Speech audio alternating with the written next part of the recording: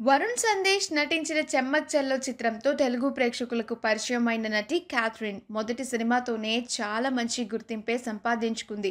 ఇక ఆ తర్వాత పూరి జగన్నాథ్ కంట్లో పడి స్టార్ హీరో అల్లు అర్జున్‌తో కలిసి ఇద్దరమ్మాయిలతో సినిమాలో నటించింది. ఈ సినిమాలో తన అందంతో ఎంతగానో ఆకట్టుకుంది క్యాథరిన్. ఆ తర్వాత నాని హీరోగా వచ్చిన 'పైసా', అల్లు అర్జున్‌తో 'సరైనోడు' వంటి సినిమాలు చేసినా రాను రాను ఈ భామకు తెలుగులో ఛాన్సెస్ తగ్గిపోతూ వచ్చాయి. గతేడాది Vijay Deverakonda world famous lover సినిమాలో నటించిన క్యాథరిన్ ఆ తర్వాత తెలుగు ప్రేక్షకులకు దూరమైపోయిందనే చెప్పాలి. ప్రస్తుతం మలయాళంలో ఒక సినిమా చేస్తున్న ఈమె తెలుగు ఇండస్ట్రీ మీద మళ్ళీ ఫోకస్ పెట్టింది. అందులో భాగంగానే వరుస ఫోటోషూట్స్ చేస్తూ అవి సోషల్ మీడియాలో పోస్ట్ చేస్తూ రచ్చరచ్చ చేస్తోంది.